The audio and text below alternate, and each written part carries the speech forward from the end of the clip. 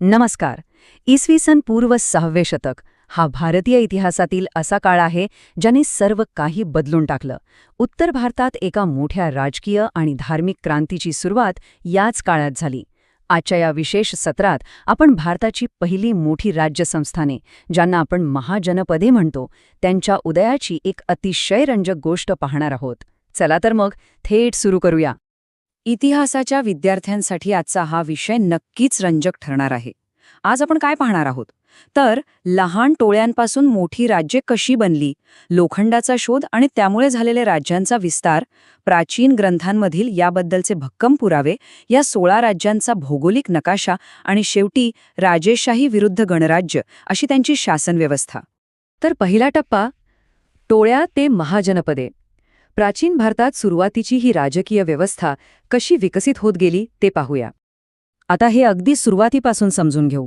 प्राचीन वैदिक काळात समाजाची सुरुवात अतिशय लहान आणि भटक्या टोळ्यांपासून झाली, ज्यांना जन म्हटलं जायचं. पण हे लोक कायम भटके राहिले नाहीत.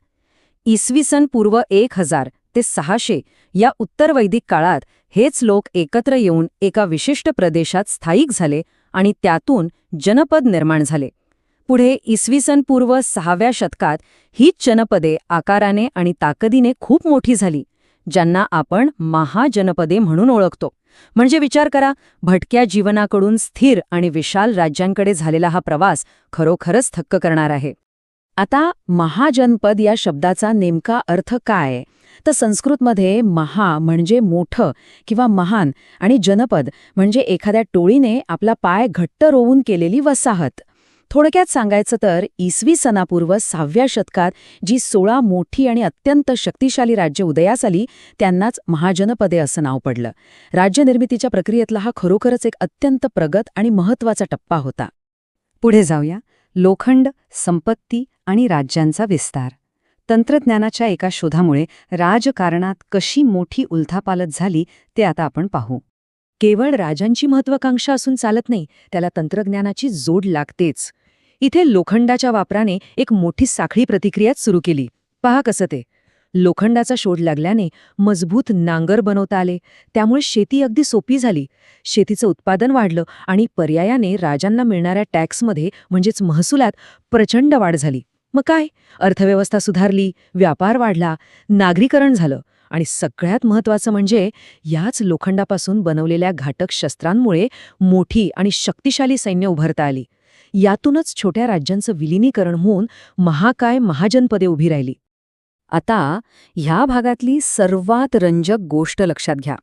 त्या काळातला प्राचीन लोखंडी नांगर म्हणजे आजच्या काळातील एखाद्या जड आणि आधुनिक औद्योगिक ट्रॅक्टरसारखाच क्रांतिकारी होता.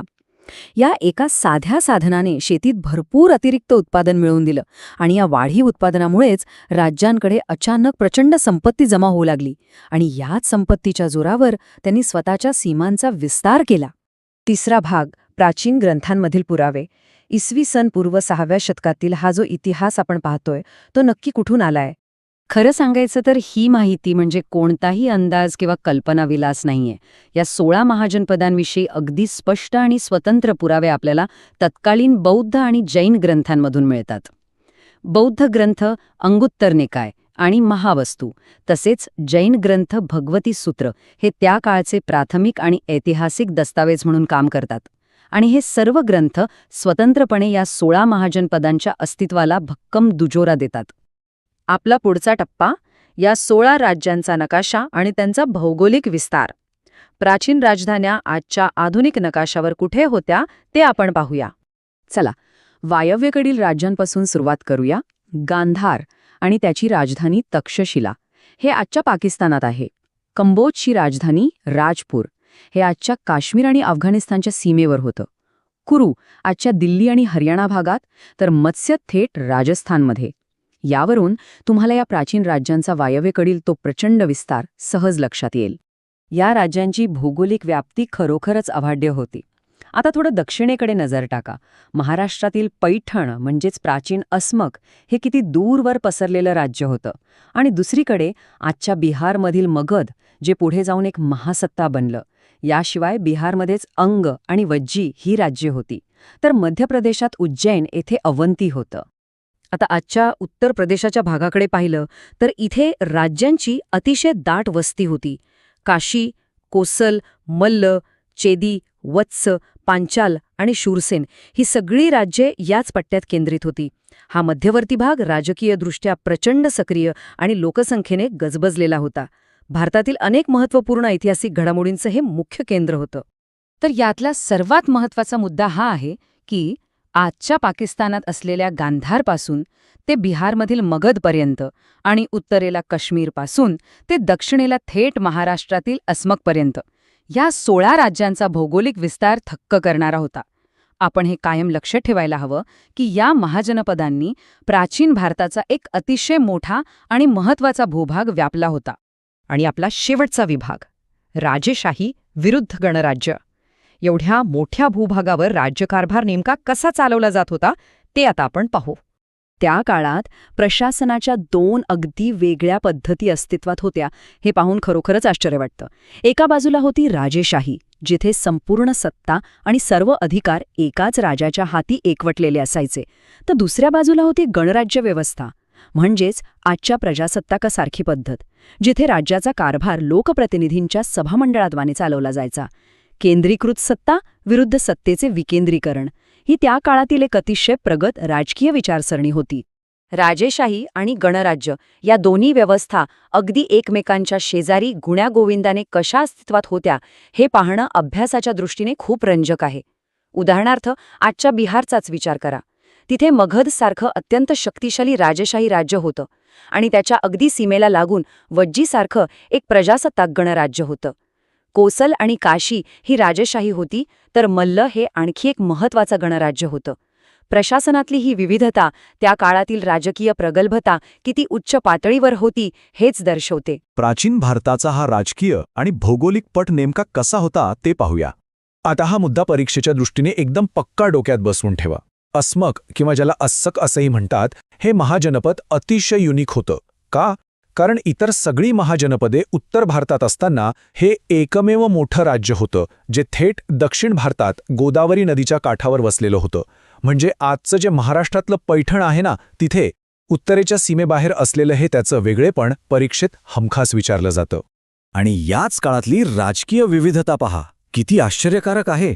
बहुतांश राज्यांमध्ये आपण पाहतो की राजांचा मुलगा राजा, म्हणजेच वंशपरंपरागत राजेशाही होती.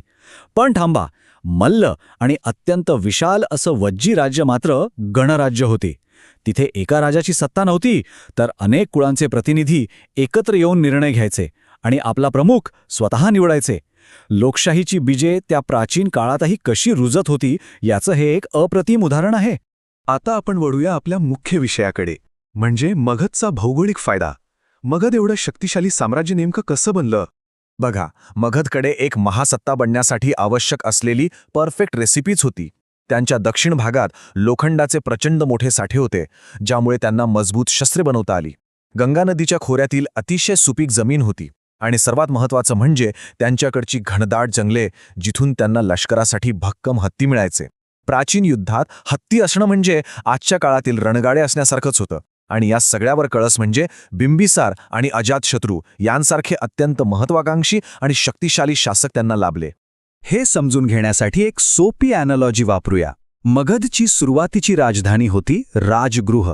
हे शहर म्हणजे निसर्गानेच दिलेला एक अभेद्य किल्ला होता, जो चारी बाजूंनी टेकड्यांनी वेढलेला होता. आणि नंतर त्यांनी आपली राजधानी पाटलीपुत्र येथे हलवली. पाटलीपुत्र हे नद्यांनी सुरक्षित केलेलं शहर होतं, म्हणजे जणू काही नद्यांचाच एक अभेद्य खंदक या शहराभोवती होता. या भक्कम भौगोलिक सुरक्षेमुळे बाह्य शत्रूंना मगधवर चालून जाणं जवळजवळ अशक्यच होतं. चला आता पुढे जाऊया आणि पाहूया मगध घराण्यांचा काळ. या प्रदेशावर राज्य करणाऱ्या राजघराण्यांचा हा कालक्रमानुसार विकास कसा झाला, राजघराण्यांचा हा वारसा कसा पुढे गेला हे समजून घेणं अत्यंत क्रुशल आहे. इसवी सन पूर्व 544च्या आसपास हर्यक घराण्याच्या बिंबिसार आणि अजातशत्रूने अत्यंत आक्रमकपणे मगधचा विस्तार सुरू केला. त्यानंतर शिशुनाग घराणे आले, ज्यांच्या काळात दुसरी महत्त्वपूर्ण बौद्ध संगीती पार पडली. त्यानंतर उदयाला आले अत्यंत शक्तिशाली आणि महत्त्वाचं म्हणजे बिगर क्षत्रिय असे नंद घराणे. आणि सरतेशेवटी चंद्रगुप्त मौर्य, ज्याने एका विशाल मौर्य साम्राज्याची स्थापना केली. हा जो संपूर्ण कालक्रम आहे ना, तो एखाद्या आधुनिक कॉर्पोरेट टेकओव्हर सारखाच वाटतो. सुरुवातीच्या राजघराण्यांनी बेस तयार केला, टप्प्याटप्प्याने सत्ता आणि प्रदेश मजबूत केला आणि अखेरीस चंद्रगुप्त मौर्याने या सर्व प्रादेशिक सत्तेला एकत्र बांधून एका अखंड आणि महान मौर्य साम्राज्यात त्याचं रूपांतर केलं. पण मित्रांनो, हा राजकीय विस्तार काही आपोआप झाला नाही. याला खरी ताकद मिळाली ती शेती आणि अर्थव्यवस्थेत झालेल्या प्रचंड मोठ्या क्रांतीमुळे. या चार्टमध्ये तुम्ही पाहू शकता, गंगेच्या सुपीक खोऱ्यात जेव्हा लोखंडी नांगराचा वापर सुरू झाला तेव्हा खऱ्या अर्थाने गेम चेंजर ठरला. उत्पादनात जी प्रचंड वाढ झाली ना, त्यामुळे वेगाने वाढणाऱ्या लोकसंख्येला भक्कम आधार मिळाला.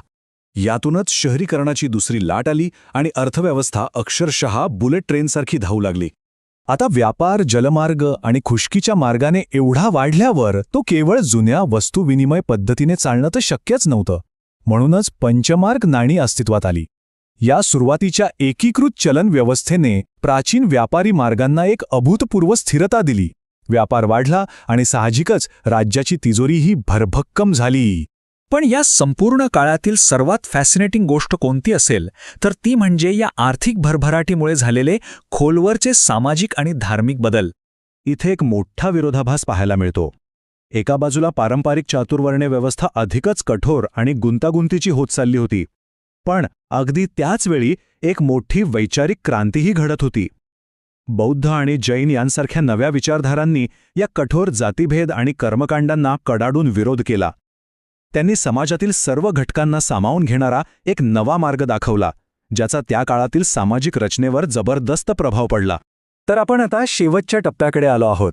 चला, परीक्षेसाठी अतिशय महत्त्वाचे असलेले काही रॅपिड फायर फॅक्ट्स एकदा उजळणी करून घेऊया. हे फॅक्ट्स एकदम पाठ करून ठेवा. सर्वात मोठं गणराज्य वज्जी, व्यापाराचं प्रमुख केंद्र कौशांबी आणि तक्षशिला. तक्षशिला हे केवळ एक नाव नव्हतं, तर ते तत्कालीन शिक्षण आणि व्यापाराचं एक जागतिक दर्जाचं केंद्र होतं. या सर्व विश्लेषणातून आपण एका अत्यंत महत्त्वाच्या निष्कर्षावर येतो. महाजनपदांचा हा काळ म्हणजे भारताच्या इतिहासातील पहिलं खरं राजकीय एकत्रीकरण होतं. विखुरलेल्या लहान लहान राज्यांतून भारत एका प्रबळ राजकीय सत्तेकडे वाटचाल करत होता.